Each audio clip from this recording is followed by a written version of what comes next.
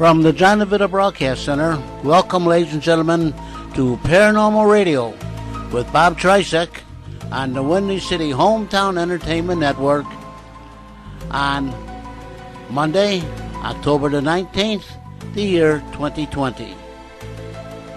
So sit back and enjoy Paranormal Radio. And now here is the number one king of Paranormal Radio, Mr. Bob Trisek. Thank you, John. Thank you very much. It's nice to be back into the studio again and doing a show. We haven't done one for a while. Thanks, a good part, and thanks to the pandemic. For a while there, I knew we were going to continue the show again because we've had other situations that have happened, illnesses and things where we've had to discontinue tapings for a while. But it's nice to get back into it again and we're hoping we can continue them, on a monthly basis like we've been doing and just kind of keep our foot out there and get the listeners listening to the shows again and that. I'm always looking for new folks to come onto the show, and we love bringing back our old favorites that we've always had on here, too, and just great. Hope everyone is having a wonderful autumn season.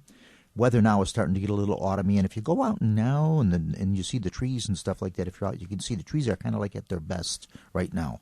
Like right around this time, around the 15th to the 19th to 20th, like that second week in October, just before Halloween. That's when the colors and things get really, really nice. So they're really good right now until the trees start getting empty, which you just kind of can see that happening now. We get a few good rain showers and stuff, and then everything kind of washes all the leaves down there. But right now, if you can get out there and take a look at them, try and enjoy it, enjoy some of the cool weather. Hopefully the pandemic hasn't been too catastrophic for everyone, and you're kind of dealing with things. Everyone is staying well and staying safe and continuing to function as best as you can and doing things, but doing them sensibly. I know there have been a lot of paranormal and Halloween-type functions that have been canceled for this year. Trick-or-treating and that with the children, with the kids, I don't know exactly how that's going to go this year. I know many of the paranormal tours and things that normally do go, the bus tours and groups and things, a lot of that's been canceled for obvious reasons. You can't put that many folks on a bus, and you can't put them close together. You have to keep the distancing just for safety's sake. And children with the trick-or-treating, too, I don't know how they're doing that. It almost seems to me like it's a village-to-village thing. Like every township, every village, every community is doing something different. Yeah. Oh, you're okay out here? Out here in Norwich, they're all right. Yeah, John says, John, Mr. John DeVita lives here in Norwich. That's where we do the shows from his home here in Norwich. And he says they're okay. They're okay here in Norwich. But some of them aren't doing it, and some are doing trick-or-treating now, trunk-or-treating, they're calling it, where they have candy in the trunks, and they go and take it. I don't know, it's kind of bizarre. I don't know why you have to. If you're going to take the candy out of the trunk of a car, why can't you just take it from a bowl or something at the house? I don't understand that, but... Bob, I got to tell you a little story about the candy. Oscar, the young lad that lives with me, was telling me that he either read or heard or somehow they got information that some gentleman took a 2-inch PVC pipe, tied it on his railing from his front door to the sidewalk, and when kids come for trick-or-treating, he puts the candy in the PVC, it slides down and into their basket. Yeah, they showed that on the news. Oh, is that right? It's kind of cool. He's got it like secure tied to his railing, to the hand railing on the front porch, and he's got like Halloween decorations around it and everything like that. And it just makes like a nice shoe, and you just put it in and boom, boom, that's it, it goes down. Yeah. But still, nonetheless, you're still touching the candy, though. I mean, there's almost like no way to get around this. You have to touch something at some point. You have to touch the candy to put it into the chute, even though you're not really like coming in contact, throwing it right into the children's bag or bucket. But still, he's touching it to put it in the chute, and then it goes down the chute, and so you're still touching it. But I don't know, Yeah. Oh, yeah. Of course, everything has to be wrapped. Even when things before the pandemic, you wouldn't want to take unwrapped candy. Of course not. Yeah. So hopefully the kids will enjoy that and get dressed up and everything like that, and see what happens with that. We'll see how a pandemic Halloween lasts. It's really a shame, Bob, what has happened this year. Kids wait to dress up to go trick-or-treating and have fun. My neighbor boy down the street, who is, as I call him, my adopted son, he graduated from Ridgewood High School in June, and since I've known him for the past 4 or 5 years, the one thing he was always waited for is to have prom, have a nice graduation ceremony. Yeah, and this year nothing. Yeah, and this year nothing.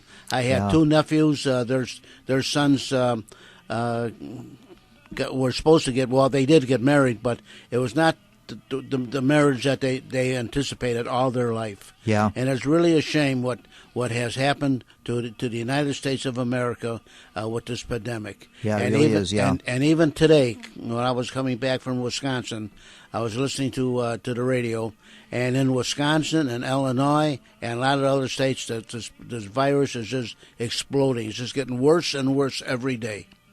They were kind of saying they were suspecting that. They were suspecting when autumn came, like a second wind on it, and I guess maybe now that prediction is coming true. So I don't know. We'll just kind of hope for the best on that. But yeah, I feel sorry for people too. You've planned the wedding for this year, and then and then other things too, like graduations and things. That's a once in a lifetime thing. That's right. Once you've graduated once from high school or college or grammar school, or that's it. You're not doing it again. That's right. That's it. So hopefully you have some photos or some mementos of the occasion. And that's it. But oh well, good Lord. I don't know. We'll just all hope for the best here and hope that this thing is through and behind us all soon, and that's it, that no one gets sick and everyone stays well. Mr. Jack Chavez. Hello. Hello there. Nice to see you here, sir. Jack is new to the show. Chance meeting with Jack Chavez last week or the week before over at Bachelor's Grove Cemetery. And just started chit-chatting and talking and that, and invited him to come on to the radio show. So he's here with us, and welcome to Paranormal Radio. Glad to be here. Thanks, Bob. Yeah, welcome to Paranormal Radio. And I know you've been around in the paranormal for a long time. I always, for the last couple of years or so, I've seen your name on Facebook, and here and there you're doing different things and that, but we've never actually met in person, so it was kind of neat that we finally got to connect in that. So that's a good thing, yeah. Yeah, I've heard about you a couple times because we have some mutual colleagues, Tony Zawelski. Something good, I hope. Yeah. Oh no, yeah. When they hear things about me, and I never know. No, all good things actually. So and even our friend Tony Zawelski, he's like, you got to get on Bob's show, and it was just a chance meeting. A couple of weeks ago at Bachelor's Grove, so that was great. Yeah, Tony's a great guy. Tony, I always like to. I think I told you this story. I like to call Tony the Tim Conway of Paranormal Radio, because Tony's great. Of course, Tony right now is very busy with paranormal things and stuff for the Halloween season and that. And Tony would always pop on the show like whenever, And I says, you're like how Tim Conway was on the old Carol Burnett show. Right. He would just always be on the show and always be on the show and be on the show. And then finally, I think the last year or 2 years, Carol Burnett found, why don't we just make him a regular and get him on here? Like a sidekick. Yeah. Why don't we? So Tony's great. Yeah, I like Tony a lot. Yeah, he's doing a lot of good stuff there. Yeah. You do some work with Tony and stuff too, do you? Yeah, I do. I will help him out as a tour guide. Uh-huh. So I'm kind of co-piloting. Okay. On his tours, but he is the head tour guide, and he's great at what he does. Yeah, he is. I've helped him with that. We've set up several paranormal investigations for the public. I have one coming up actually November 7th in Allerton Mansion in Monticello, Illinois. Monticello, Illinois. I'm not certain where that one is at. It's kind of like central Illinois. It's is this like an open to the public type thing, or is it a closed? We are sold out now. Oh, you're sold out. Okay, yeah. Right. But it was open to the public. All right. I have more coming up though. Okay, good. So, okay, let us know when things are coming definitely. Up. I'll let you know. Yeah. We'll announce them for you. So Monticello, Illinois. Now, this is it's called Arlington? The Allerton. The Allerton. Allerton Mansion, yeah. Allerton Mansion. Yeah. I have never heard of that. Tell us a little bit about the Allerton Mansion. Mansion. Yeah, the Allerton Mansion was it was built in 1900 by Robert Allerton. His family were millionaires, and they actually lived in the Prairie District in Chicago. So it was a millionaire row back then. So he lived by. So this was like a summer residence or a vacation residence, that type of thing. Right. Yeah. Okay. His father actually owned the land, and then he came to live on it. Oh, okay. And then there was a couple deaths associated with it, with the mansion. Okay. And so that's how the hauntings. There's the paranormal. Yeah, there's a paranormal right there. Yeah. Okay. So, yeah. I'm assuming you've been out there before. Yes, I've been out there once before. Any good happenings? Any good results that you've managed to? No, it was actually briefly because I just wanted to scope out the location. I see. Okay, yeah. So it you was didn't one actually of those do things. run an investigation or that kind of stuff? Exactly. Okay. So yeah. What's been known to go on over there? So there's been a woman in white seen on the grounds. It's always a woman in white. It's always a woman in white. Yeah. I have a theory on that actually. Mm-hmm. The psychologist Carl Jung talked about archetypes.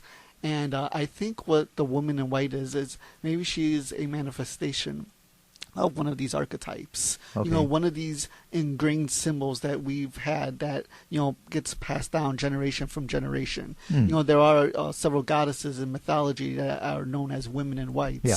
So, you know, maybe this is some sort of connection. Yeah, some sort of connection, Yeah. and energy manifested as a woman in Possibly white. 2 years ago, too, white might have, well, that's white really isn't a mourning color. But I was going to say maybe people were buried in white shrouds and white clothing and Right. that type of stuff like that, you Yeah. know. Yeah. So that's what they appear back in. You know, as far as I know, once they're on the other side, they don't change their clothes. I think what you're left with, that's what you come back in, you know. So right, Yeah. yeah. Perhaps this is a, you know, archetype, you know, Yeah.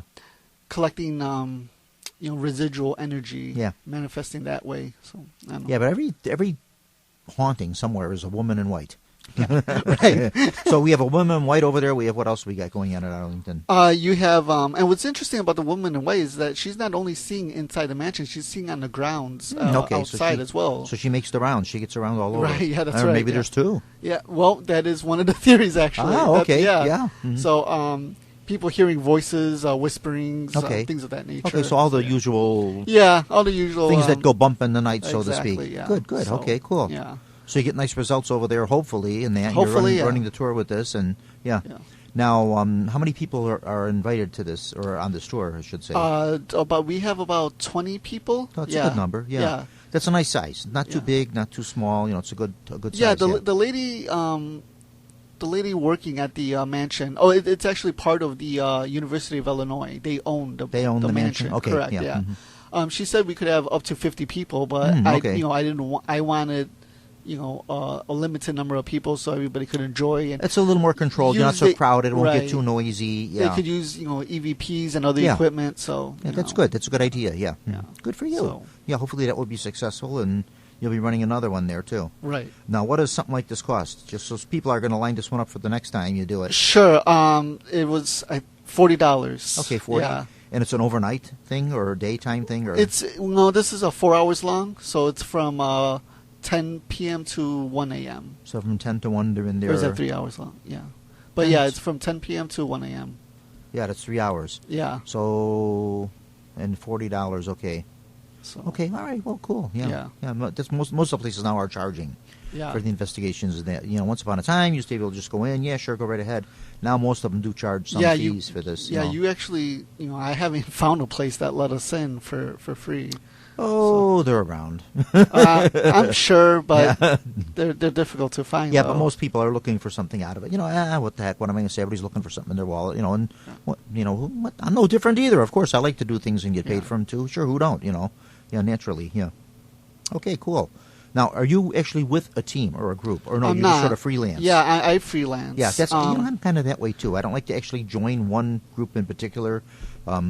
Yeah, I don't like just the obligation of collaborating. No, I'm sorry. I should say I like collaborating with others, but working on a team. It's just personally, it's not for me. I understand you Right. completely. I'm the same thing. Yeah. Even when I was a kid, I never liked Cub Scouts or Boy Scouts. I don't like the idea of an organized thing and meetings. And I'd rather just someone call and we meet, and it's kind of, I don't want to say unorganized, but maybe just a little looser, and Right. things seem to work out better that way. And then also, too, we all know about the paradrama stuff going on, too, with the different groups, and this group not getting along with that group, and that group not getting along with this one, unfortunately. And so all of a sudden, if you seem to join one group, you've disassociated yourself from 10 other people because they don't like somebody that's in that group or some kind of crazy little thing. So that's why I try to kind of stay friendly with everyone. And just Yeah. from the beginning of me entering the ghost field, like I saw that drama right away. Yeah, I know. And- I know. It gets a little goofy. So I was like, I'd rather Yeah. not do I don't- any No, teams. I'm exactly the same thing. Yeah. I've worked with a few teams here and there and done some investigations and some things with them and everything, and I've gotten a few T-shirts from the groups and that kind of stuff like that, but I've never actually officially committed to one. And there's a lot of very fine groups out there. There really are. Sure, yeah. There's a lot of good ones, and then a lot of people new starting off, too, and things, and that. But, yeah. Yeah. But that's my feeling on that, too. Yeah. So yeah, I just like because I also do a lot of writing, Mhm. and I like all aspects of the paranormal. I'm not just focusing on ghosts or Yep. UFOs. Actually, when I started out, I was more focused on UFOs and cryptids, Uh-huh. and since then I've expanded to all other things. Oh, one thing kind of leads to the other. Yeah, But this stuff, yeah, exactly. Yeah, it does. Yeah, they all sort of tie in to everything. We've had a few UFO folks on. I don't know if I've had them here. I think I may have Roger may have been on this show. Sam Antero was never. Sam Antero is the. Is he still the president of MUFON, the Mutual Unidentified Flying Object Sam Network? Maranto, he's a friend of mine. Oh, you know Sam? Yeah, we were just talking on the the phone yesterday. I had Sam at WARG when he was on the radio. Oh, okay. There. He's got a couple of real good Resurrection Mary stories, too. Yes. Sometimes, yes, you talked about those yes, too? He Yeah. did. Yeah, he gave me a real good Yeah. description of a sighting one time of a Resurrection Mary sighting that he supposedly had. Yeah. Sam's a good guy. He's been very everywhere. nice. Yeah. He's been Mhm. everywhere. Yeah, he's all over the place. So, Yeah. Never had him here. He's never been with me here in this studio, but I did have him on over in WARG when Paranormal Radio was being done from over there. Yeah. We did a speaking engagement together in Starved Rock. Uh-huh. It's him and I teamed up, and we were talking about the Mothman. Oh, yeah. Yeah, talking about the Mothman. This year, the Mothman was kind of a big thing. A lot of people, the Mothman was sighted here and sighted there, and although I never saw him. I mean, I've seen pictures of him in the paper. I've never actually even seen photos of him. But No. he's been around, supposedly, yeah. Yeah, one of the first sightings in Chicago was in the Pilsen neighborhood where I live. Oh, you live there? Yeah, and that's how I got acquainted with him. There was an article online, and then Who happened to see the Mothman in Pilsen? I never found out who it was. Oh, okay. Yeah. It's always nice when you can talk to the witness, or and that's the problem with these Chicago Mothman, or also known as the Chicago Phantom sightings, is we don't know who the witnesses are, and that makes it problematic. If indeed there are witnesses, maybe someone is just starting the story and that sort of is circulating, and definitely something Sam and I have talked about. Yeah, see, yeah.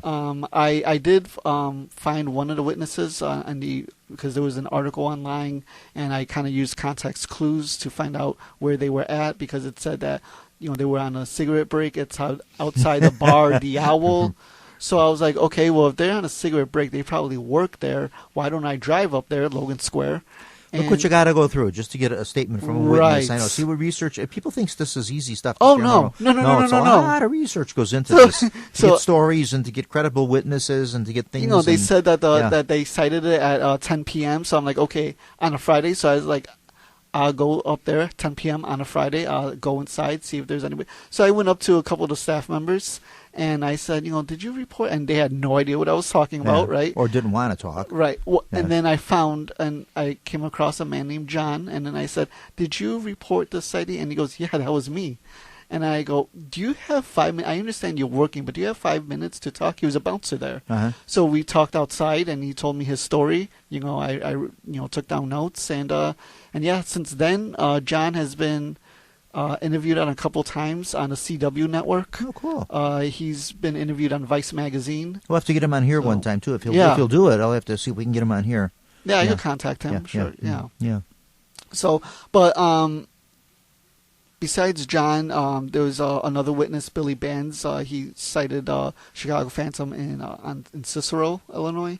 Now, who's the Chicago Phantom? Is that the same thing as Mothman? Yeah, the reason Mothman and Phantom are the same The thing? reason why they changed the name to from Chicago Mothman to the Chicago Phantom is because the descriptions weren't similar to Mothman from Point Pleasant, West Virginia. So the descriptions would something vary. different. So it's not Mothman, then it's something different. Yeah. It seems like something different, but everybody was calling it the Mothman. You can give us the story. You seem to have done a little research on this. What is the description of Mothman from? What did you say, from Virginia? From Point Pleasant, West Virginia. Yeah. So in 1966 to 67, there were. We're going back some years now. We're going back 50 years. Yeah, 50. Right. Yeah. So the town, it's a small town too, Point Pleasant, West Virginia, was inundated with a bunch of sightings of a 6 foot tall, large wingspan creature that was, dark brown or black, and they had large red eyes, and almost like a big bat. Exactly, yeah. Okay. They described it as a big bat, and the eyes rested on where the chest would be, and that's where the head was. So there was no defining head. It was okay, so 50 years ago, they saw this thing out in Pleasantville, West Virginia. Yeah, Point Pleasant, West Virginia. And now, jump 50 years up to Chicago area, he's been starting to be seen around here. Right, but like I said, what are people's? What are the descriptions of what you're getting here? What John described that he saw is a large pterodactyl-like creature. Pterodactyl. And that's okay. in the middle of the city, So that was a really interesting And sighting. there aren't too many pterodactyls around these days. Not too many, no. No. But yeah, he described a, Most of the pterodactyls I've seen have either been in books or they have a replica or a skeleton or something in one of the field museums or something. They have some of the remains of one. And I asked John, could it have been a large bird? Could it have been something of that nature? And he swears it wasn't. I believe John's sincerity. Whether or not he really saw something supernatural, I really don't know. Yeah. But, I definitely believe his sincerity. Yeah, he's sincere about he's telling you the story. Yeah. And he didn't come to you. You had to track him down. Exactly. And he was willing to talk to you. And basically he's not making any gain out of this or anything. He's just telling you his story.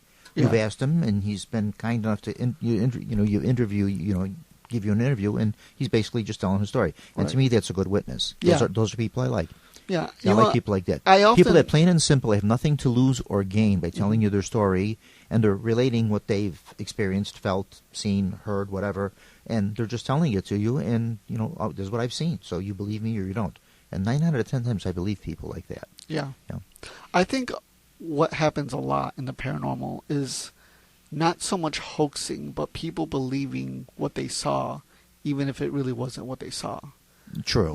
I think I found this out with some of the more famous stories where people have seen something and then related the story to me, and I believe they may have had some sort of an experience, but not what they're claiming it to be. Right. It may have been something else, or possibly they just really felt like they did, like a mind over matter type thing. Yeah. Sometimes people just really think they're seeing it and they're really not, So sometimes that's the way. And you can usually tell by the description.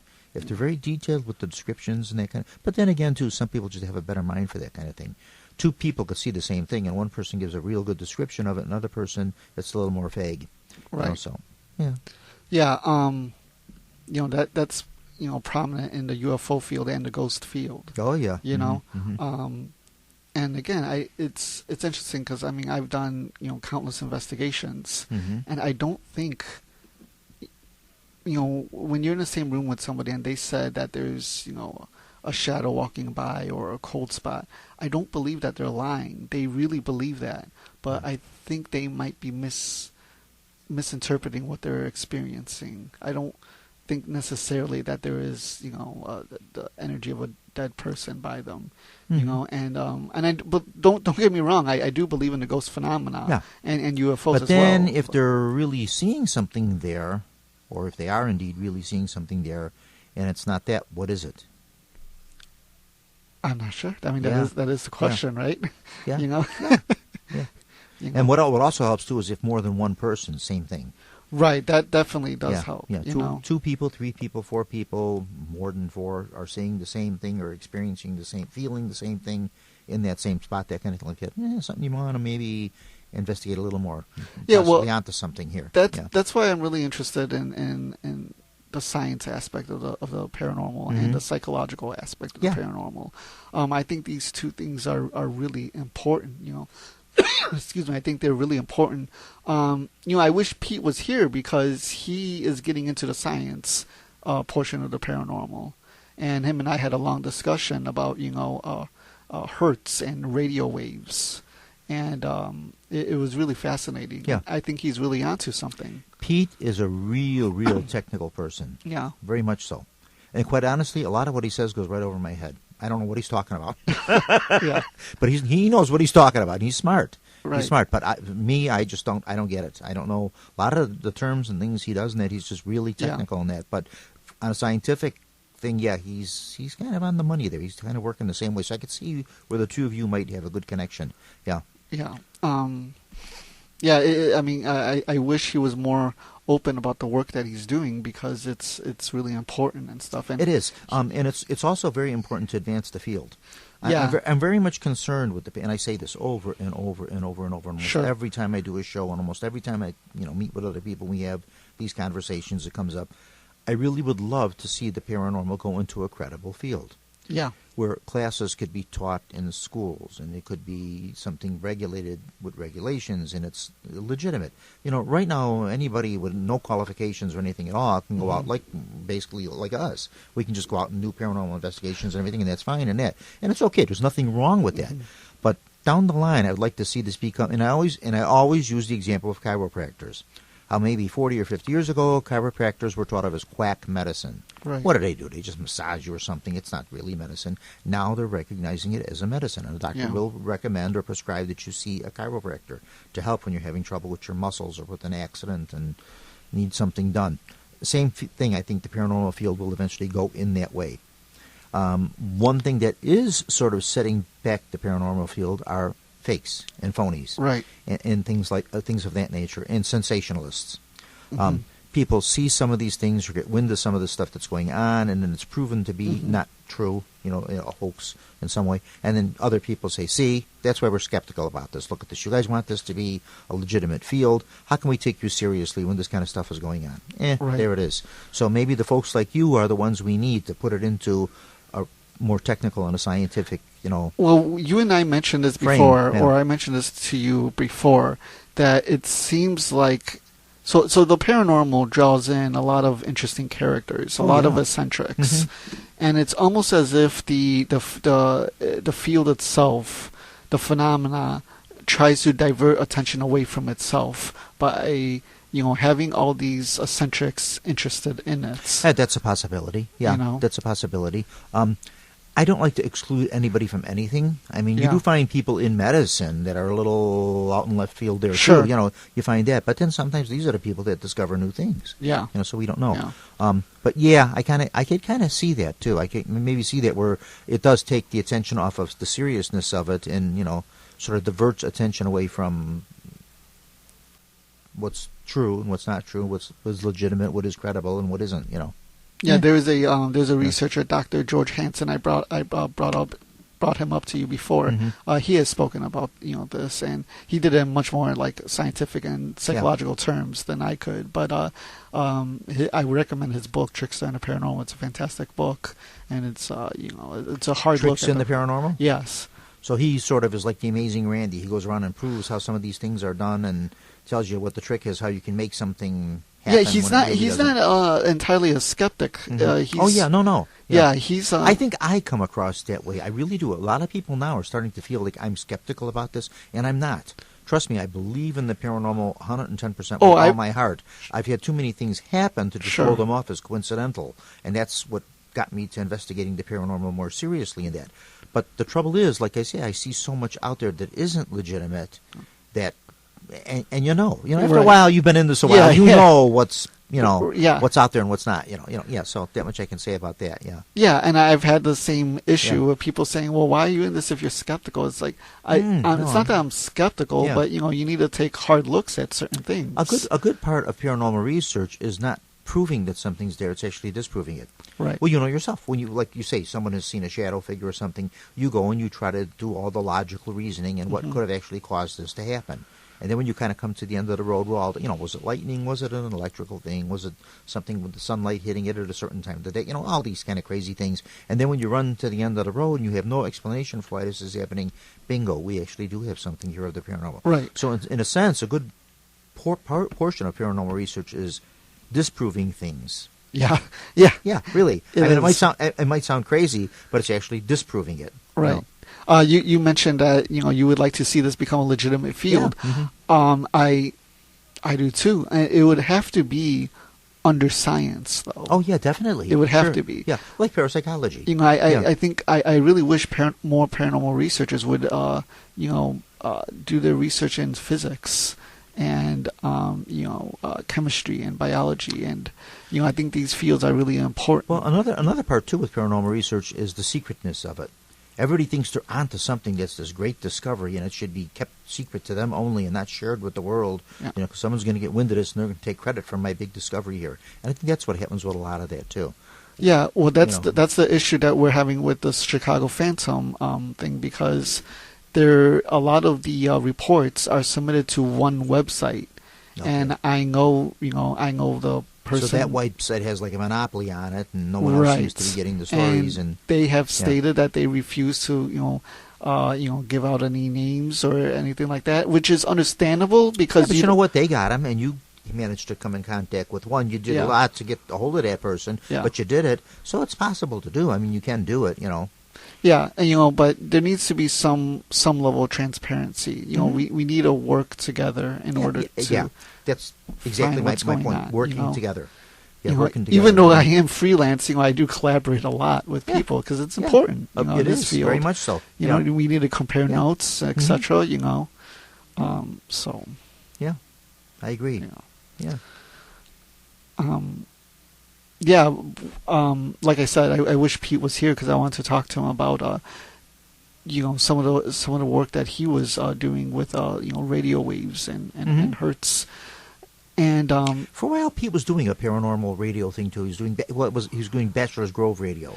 Yeah, where he had something broadcasted, but it was like very short distance from the cemetery. He was doing it, and it was not a real big range to it. Because there are cell towers right there. Yeah. And that's, electromagnetism and radio waves, we really need to look into that. And I think once we do, I think that's the key to how we discover, the nature of ghosts. And, what's really interesting is that the Earth's frequency pulsates at 3.87 hertz. Okay. What's really interesting is that the physicist Dr. Winfred Sherman discovered that the Earth vibrates at 3.87 hertz. What's really interesting is our brains also pulsate at 3.87 hertz.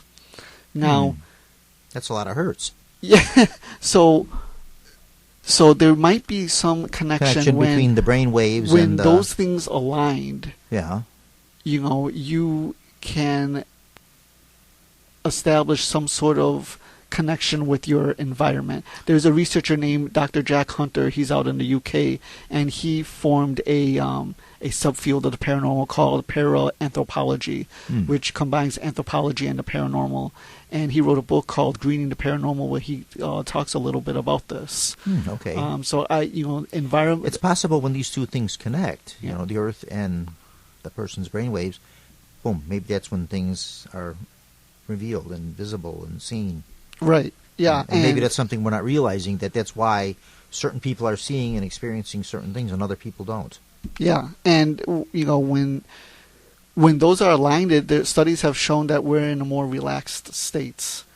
And the Earth experiences, these hertz a lot of times at nights, because during the day we have radiation from the sun that disrupts the magnetosphere. Okay. So when it's not disrupted, which is at nights, things are more calm, and the ionosphere goes out further, which is why people who use ham radios, they're able to get channels from far away. Sure. Because the ionosphere is further away, because things are calmer. Yeah. So when things are calmer, the frequencies are better. Yeah. Yeah. Mm-hmm. That's when you get more ghost activity. So it's really based on science. It's then I guess there is some truth to that too. Then people, you say, well, why do people investigate at night and have this feeling that it has to happen at night and that the only time these things are seen? Maybe that is the better opportunity for it. Right. It's not just something that's great in a Hollywood movie. There is some scientific basis to it. Yeah, there really is. It's not because it's it's just it's spooky and there really is scientific basis for it. Yeah. So cool. Yeah, like that. So, what's your favorite spot? I mean, you seem like you've gotten around a lot. What do you really like? Is a nice one that you really like to? I know there's probably a few of them. Like I've got a few places, but what do you think is like the best? The one that you really like a lot, and you'd really love to do a lot of research there, just to really see. I did a lot of investigating in the Congress Hotel. Oh yeah, in downtown Chicago. Yeah. That. We've gotten some interesting results there when we used instruments. In the room, huh? Yeah. The room, I'm skeptical of that room, but, just the hotel in general. It might be a little more made up than... Yes. It might be one of those stories like a little more... Definitely, a little more reputation than actual happenings. Yeah. I totally agree with that. Yeah. But the hotel itself is odd, and... some bizarre things have happened. And I do get a little skeptical with using instruments, but things have happened using instruments. Okay. So you're not real crazy about using instruments either, huh? no, I'm not. Oh, Yeah. Geez, I met somebody that kind of is like me. Yeah. Yeah, I get flack for this all the time because you're still like in the 19th century and that. And I says, no, I'll be honest with you. If you're going to see something, people have felt these things for years before we had this stuff. Right. So why do we need these things now? And quite honestly, 90% of the stuff I've seen and heard is a lot of mumbo jumbo. Right. Yeah. It really is. No, it is. That's with the ghost box, the EMF meters. I own some equipment actually. Yeah. And I'll take it out from time to time, Sure. but I don't really use them that much. One thing I do like is I like a good medium. Yes. I like to work. I much prefer to work on an investigation with a good medium than any electronic box, because the box will get a lot of ooh ee ooh ah ah ting ting walla walla wing wing. The medium is going to get names. She's going to get things. I'm seeing something happening over here. Mm-hmm. Something was going on here. There's something going on by this wall. I'm getting a feeling this. They'll get names. They'll get people. They get descriptions. Things come to them. Boom. Now, if the medium can do that, we can't do that with technology. Right. Yeah. Yeah, and sometimes those could become hard to find too. Mediums. A good medium. Well, good ones are getting a little tougher to find. There's a lot of so-so ones out there. Yeah. And there's a lot of people that claim to be mediums that aren't mediums at all. Right. I think they're even larges or extra larges. They're nothing. Yeah. They really aren't. There's just a lot of people out there a lot of people make the claim that they have these abilities, and they really don't. Sure. They don't. And I'm sure you can kind of pick them out, too. Yeah. Yeah, it's like you said, when you're in this field long enough, you could pick out things. Yeah, you start knowing, whether somebody is lying or whether they just actually believe, but there's nothing really there. There's so much going on. When you're in this field, you have to sift through so much. Yes, you do. That's why I always tell people, if you're going to be, it's hard to, and I find myself as I'm getting older, just being upfront and blunt with people and honest. And if you're just really full of baloney, I tell you right out, you're kind of full of baloney here. What do you think you're pulling off? Right. I didn't fall off the back of a truck yesterday or something. Why are you telling me this? That kind of thing. Where before I was maybe a little more polite about it, and okay. But then I thought by doing that, I'm allowing them to believe it and maybe think they're actually pulling the wool over my eyes. Right. And I don't like that feeling. So no, it's not. I don't like them doing it to me. I don't like them doing it to other people either. And some of them are making quite a lot of money doing this.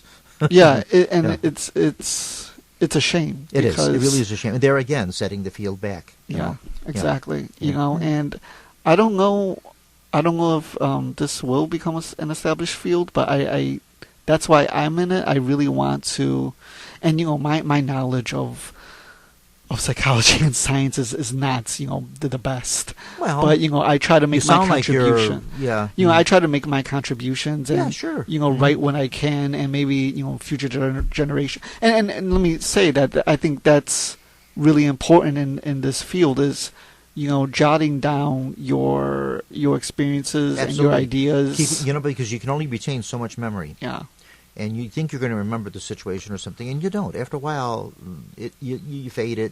Something else comes in the way, and that. So it's nice to remember, have it written down, and then you go back to it and you say, "Oh yeah, that's exactly what happened there, and that's what I saw, and that was the colors, and that was this, and that was." It's good to do. And and you may not be able to connect all the dots together, during your lifetime, but maybe some future generation will. Yeah. And that's why I want to do this, because I think it's really important for us to understand what is going on in the paranormal, because if we could discover truths within the paranormal, then we could understand our world. And when we understand our world, we could understand ourselves and who we are and where we belong in it. Some things plain and simply may just be not for us to know and not to understand. My feeling about this is I believe when we enter the next world after death, I think all of a sudden all this is going to be revealed to us, and we're going to say, oh my gosh, that's what this is all about. Now I know. I didn't notice when I was out there walking around and everything, but now my soul knows this.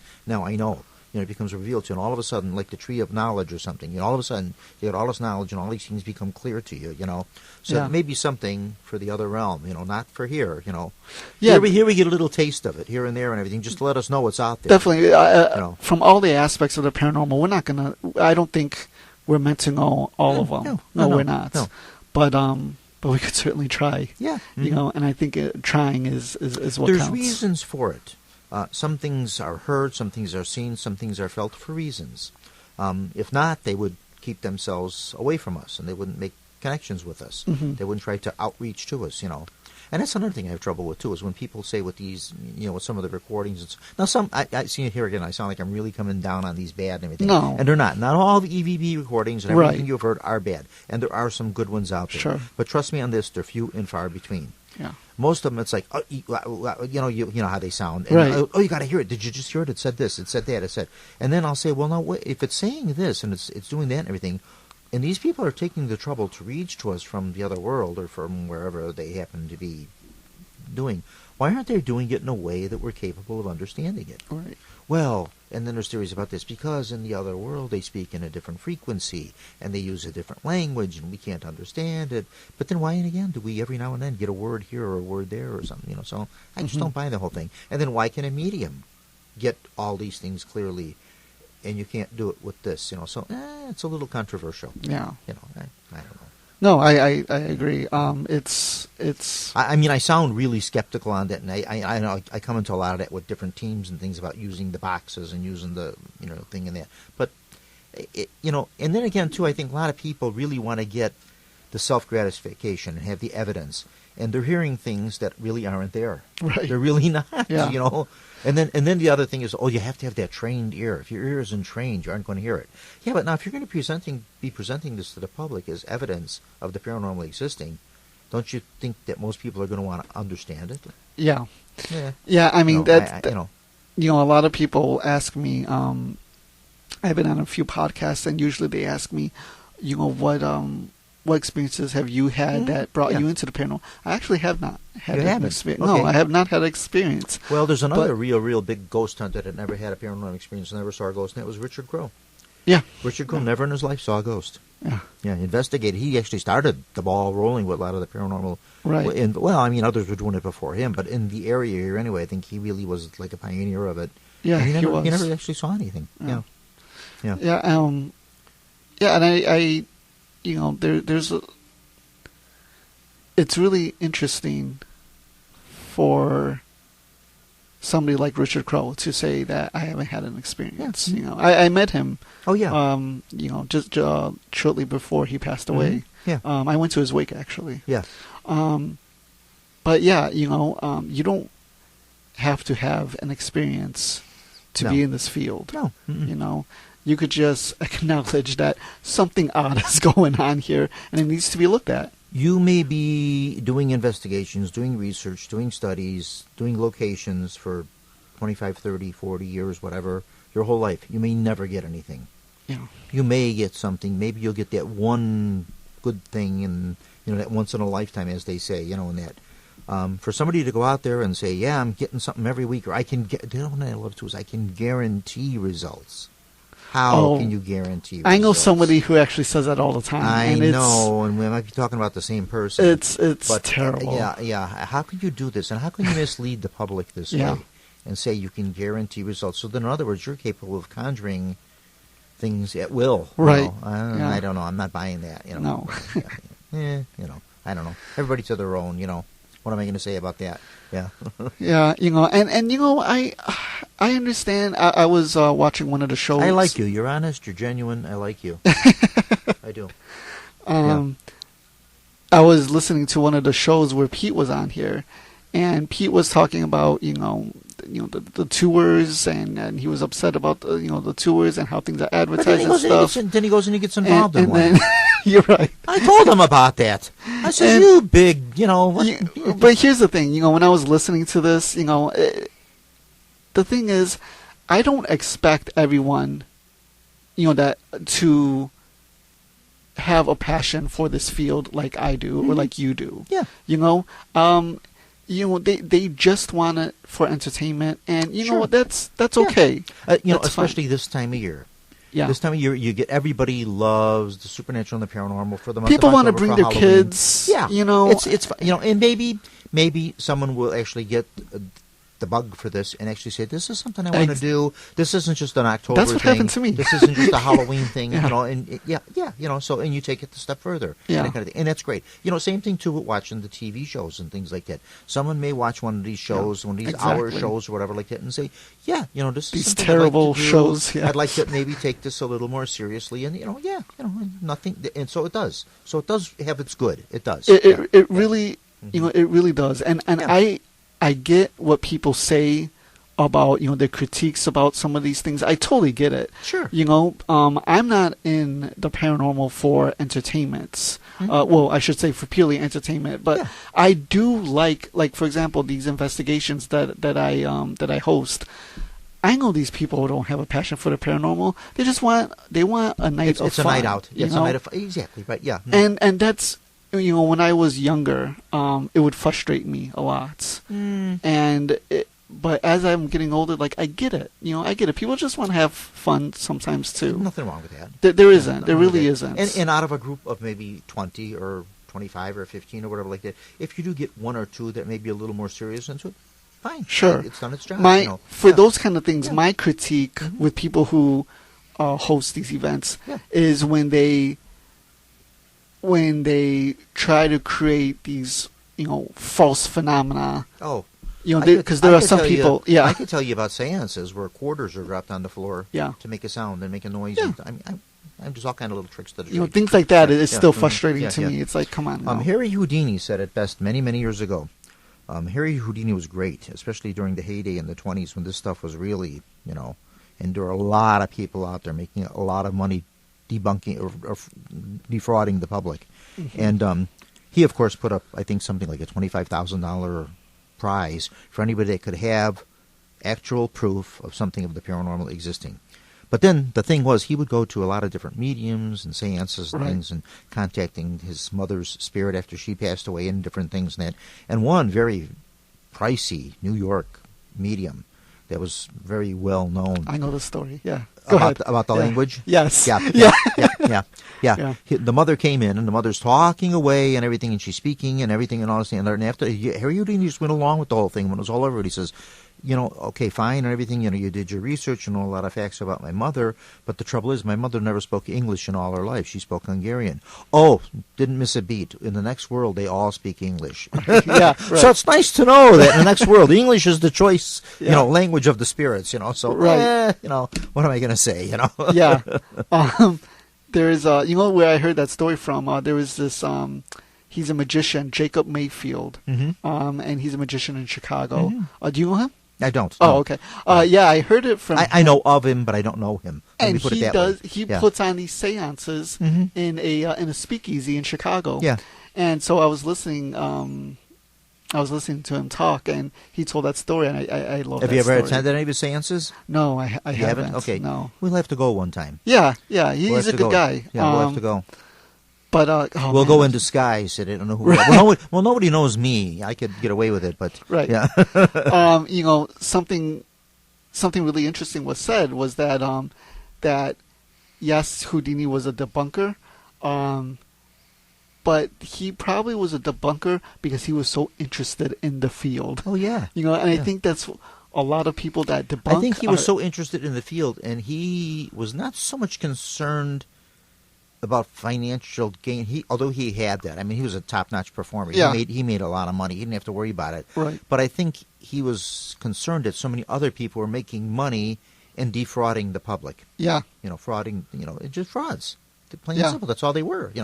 I think it's a two-part thing. Yes, that he was debunking because of the reason that you just said, Yeah. and also because he wanted to find something real. Yes, which is exactly. totally Yeah. understandable too. Yeah. So Yeah. To offer a prize of money like that, if someone could come up with actual legitimate proof, and that, yeah. he was, serious. And as far as I know, to the state, no one's ever claimed the money. No. Yeah. No. Yeah. Well. Yeah. Maybe we should do something like that. Someday if I win the lottery or something, I'll offer this prize and I'll see what kind of Yeah. photos and recordings get sent to me, huh? We'll see Right. what happens. Yeah. You know, there are a lot of good things out there. I mean, we sound almost skeptical about this, and it's not how I do like to come across that way. I don't. I've had experiences happen to me and things I can't explain, and people have revealed things to me. And yes, there are things that do happen, and that. But like I say, for the one good experience, the one legitimate thing, there's 100 that are bad. You know. And that's the sort of stuff you'd like to see. And I think that's okay for people to understand that there's a lot of illegitimacy. Because within all that illegitimacy, there is some legitimacy. Oh, yeah. And that, so all the illegitimacy shouldn't, throw you off. Hopefully because people are smart enough to start making decisions for themselves, too, and saying, something's not quite right about this, and you're trying to sell this to the public, and I'm not really buying this 100%, Just start questioning things yourself, Yeah. There's an expression, don't believe everything you see and half of what you hear, Right, yeah. When I was younger, getting into the field, I believed in a lot more things, but I'm glad I was able to sift through a lot of it, and that's what I would recommend to anyone who wants to get in the field, just to understand that there is a lot of hoaxing taking place or misidentification taking place. The best reason for doing anything, whatever you do, if that's in paranormal investigating, if that's swimming, athletics, whatever it may be, whatever it is, best reason for doing it is because it's something you're interested in. Yeah. And I've always said that. I says, when I no longer find this interesting, when this becomes boring for me and I'm done with it, which I don't see that happening, I'm done. That's it for me. I'm through. Yeah. I don't do it anymore, and I move on to something else. And I know people that have just plain and simple, cold turkey, left the paranormal. And said, I just didn't like it anymore. I got out of it, and not that they were discouraged because they didn't find any evidence after doing it for 10 years, but just because they said, no, it just was no longer interesting me. I just, plain and simple, just got out of it, Yeah. I mean, I think people should remember that, science itself for centuries hasn't been easy. Oh no! A hypothesis will always change, and a conclusion will change, and as technology progresses, as opinions progress through the ages. As we find more and more things out that we didn't know 10 years ago, 15 years ago, 20 years ago, more things become revealed to us. Well, for instance, like this pandemic right now, we don't know what's going on. We have no way to stop this thing, and eventually we will have a vaccine. We will know. God willing, this will be soon. We don't want this to take 10 years to find. We don't want to all end up living like this for the next 10 years, running around with masks on our face every time you leave the door or something. But there will be unrest all around the world. Well, unrest is what causes a lot of these things to go. Yeah. And when there is something like this that happens in the world, all of a sudden, what do people do? They jump to the supernatural. They jump to the fortune telling. They jump to the paranormal. They jump to this because they're looking for the world here can't give us the answers to this, so they're looking for something from the other world. Maybe they have some answers. And religion. All of a sudden, religion becomes real popular, too. Yeah. People start going back to God. They start going back to churches. They start, doing that type of thing. They're looking for answers that they can't find here. Well, that's one of the reasons. I mean, there are many factors, but one of the reasons why the Catholic Church became so prominent was, because of the bubonic plague. The Catholic Church was able to conquer Mexico within 15 years, the whole Central American nation, the whole Inca nation and all that, with the whole empire. In 15 years, they were able to conquer a nation that existed for 5,000 years without European intervention, solely through disease and religion. Yeah. Look at this. Your people are all dying from smallpox. They're dying from measles. But look at us. We believe in this cross here. We have this. This is God. This is our God. Your God is doing no good. This is doing good. Convert to this, and you will be like us. Not knowing that these people already had these diseases and now were immune to them, and you were bringing it now to these people and giving it to them, and they had no natural resistance to this. But this was a great thing they used to coerce people into believing in the faith. Yeah, exactly. And when the stuff hits the fan, that's what people turn to. Yeah. So that's why I say within 15 years. From the Spanish conquest, in 15 years it took to conquer the whole civilization that existed for 5,000 years before they got there, solely through disease and with religion. Religion and mythology are powerful, Yeah. And that's they come from supernatural experiences. Oh yes, people. I get that question asked a lot. I don't know how religious you are or what. You mentioned Roman Catholicism, so I got a feeling you might be Roman Catholic. I don't know, and we don't have to talk about that. But anyway, I'm not I'm not very religious. I'm not religious at all. I was raised Roman Catholic, but now something that I find is people say, "Oh, well, you," and I'm not a super hyper religious person, but I do attend church and I do like Bible studies and things. And people say, "Well, how can you believe in that and then you believe in all this other stuff? Isn't it contradicting the church?" And I says, "Are you kidding? If you've ever taken the time to pick up a Bible and read, you'd find out it's a very paranormal book." I mean, how many times do you find ghosts mentioned, and soothsayers, and dream interpreters, and all these things mentioned? We can go on and on and on about this. Cryptids. It actually caused me to do a whole. One time, I did a whole program on supernatural and paranormal in the Bible. I actually did a whole program on that because he says I think people would like to know that. And I did it a few times and got good responses to it. At first, I didn't think anyone would book that program, any libraries, anything, because whenever you're touching the Bible and religion, it can be a very, no pun intended, very touchy subject. Yeah. And you hit a raw nerve with a lot of people. But the way you do it and the way you present it, and it went over very well. So I was very happy with that. And awesome. it served the purpose I wanted it to do. Yeah. A lot of people show up. But now, people that I find out that seem to have the least religious convictions seem to be people that are very, very open to the paranormal. Right. And seem to be people that have a lot of paranormal experiences. And exactly why that is, I don't know. Not because it's not something that God, so to speak, would approve of. But for some reason, you find that. Anyway, I do, from personal experience.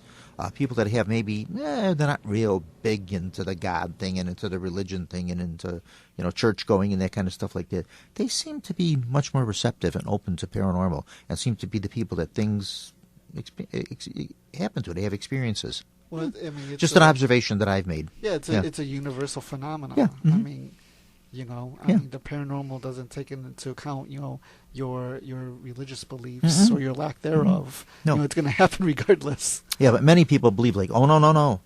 If you're a religious person and this is what you believe, you shouldn't have anything to do with this. Right. No, you don't. I don't agree with that. Yeah. Yeah. No, I've definitely had people tell me, you shouldn't be doing that, and There are some things I won't do, and one of them is the Ouija. I don't care for Ouija boards. Sure. I don't care for that. It has nothing to do with religion. I just don't like Ouijas. Right. Yeah. So there's little certain things that I have that I won't fool around with. Yeah. Mirror scrying. That can be dangerous. Yeah. One time I actually saw a video with a haunted Bible. I don't know if you saw that one too. No. It was the haunted Bible video. No, what was Somebody that? it was on YouTube, and they took the Bible and they just opened it up, and then the pages started moving. Huh.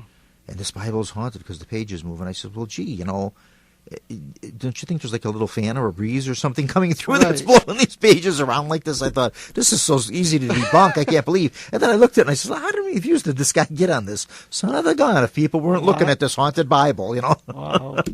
Yeah, so, what am I going to say, Yeah. It's out there. It's a lot of them on YouTube. Oh, yeah. Yeah, YouTube's great. Yeah, I love YouTube. Every once in a while, somebody tells me to say, oh, you're on something on YouTube. And I don't even know it myself. Like when we do these shows here and things like that, they put them up on YouTube and stuff like that. And then I like to listen to them too and that, But of course, I tape them, so I listen to the tapes. I have that and all that. And I like keeping them too because sometimes people say certain things and then later on I found out what they said wasn't really true or they retract themselves. But a lot of times too, people just change their minds. I've done that a few times too. I may have said one thing on one thing and yes, this is it. And then later on, I find out through research or something that it was not true, and that's why I'm starting to do my homework before I say anything. Sure, I do that now. I don't like to take anything at face value anymore because you really can't. Yeah. I like to do my own homework on it, get my hands in on it, and do before I say anything about something. Knowing more about it. Yeah. Well, that. I don't like to play both sides of the fence. That title, paranormal researcher. People often forget the researcher is in there. And people do need to do their research. Oh, yeah. And as much research as I've done, I'll change my mind sometimes, too. Absolutely. Because you know what? More evidence becomes revealed to you. Right. And something else, and then, you change your mind. Of course you do. Personal experiences, things of that nature, Yep. Mm-hmm. So. Yeah, it happens. Well, this has been interesting. We're going to have to do it again. Definitely. You're welcome to come back anytime you'd I like. appreciate it, Bob. Yeah, no, please do. I'm so glad that we got to finally meet in it. That's Me wonderful. too. Yeah. Anything worth having, as they say, is worth waiting for, and this was certainly worth waiting to meet you and have you on here. I'm very happy with Thank that. you. I like you a lot. I think you're a good guy, and I like what you're doing, and you seem very sincere and very honest, and it's like somebody I could trust. I try. I kind of get a feeling for those kind of things. So yeah, okay. Well, please Thank come you, back Bob. anytime you'd like to. Sure. Okay, we are. I don't know what we're going to do. Do you have anything you want to announce for yourself coming up? Besides, well, the investigation you got coming up, but you said that's already sold out. You could look me up, Jack Chavez, on Facebook. I post events that I'm doing, writings that I'm about to publish, things of that nature. Good for you. Okay, who do you write for? Where are your so many things published? Everywhere. I'm writing for right now. I'm writing for a couple local magazines, and newspapers. I have Paranormal articles, that type of thing. Or? Yeah, paranormal Oh, good for you. articles and non-paranormal. Just different stories. Yeah, exactly. Good for you. Yeah. Great. Yeah. I interviewed a lieutenant in Athens, Ohio, who interviewed a witness who saw a 4-foot bipedal creature. So I called the police station. I asked about the reports. They said, "Oh, this was Lieutenant Jason Klein." They really gave it to you, huh? Yeah. Wow. Usually they don't do that. Police stations don't. Yeah. Well, when I asked about it, she goes, "Oh, you're talking about the creature sighting, aren't you?" I go, "Yes, I am." I go, "Have you been getting calls for this?" She goes, "No, you're the first one, but I'm not surprised." Good. Okay. And she goes, "That was our Lieutenant Jason Klein. I'll patch you in." So she did. Wow. I spoke to him and I interviewed him. I could tell you instances where police stations and police officers were told not to say anything about something. They're told not to. They say, we don't want any attention drawn to this, and don't say anything about that. I'm sure that About happens all the certain time. paranormal events. Yeah. Oh, cool. Yeah. Oh, great. Nice talking to you. Yeah, thank you. We're going to have you back on here again. Okay, John, give us the X-Files music. Thank you so much for listening to the show, folks. It's always a joy doing these. Mr. Jack Chavez, thank you for coming on, and please, the invitation's open. Come back anytime you would like to. Listen to all the other shows here on Paranormal Radio, or not on Paranormal Radio, on the Windy City Network, I should say. I think you've added a couple of new ones, haven't you, John? No, you haven't? Okay. So Chicago Historians, Chicago Junction, all about Chicago Rating, Paranormal Radio, the Dawn of Sports, he's still with you. So we still got some of those, and some of the music shows and things we've got on here. Windy City, www.windycityhometown.com, and then also up on YouTube. A lot of these are posted. So thank you for your loyalty. And a lot of people have asked, they said, why aren't you doing the show anymore and everything? Well, we've been having trouble with the pandemic stuff going on and all that. So but now we'll start doing them again, hopefully on a regular basis. And thank you very much. It's just an absolute joy doing these. Everyone have a wonderful, safe autumn season, a great Halloween season. Go out there and have fun, and stay safe, and stay well, and stay healthy, and we'll see you all the next time. Bye-bye.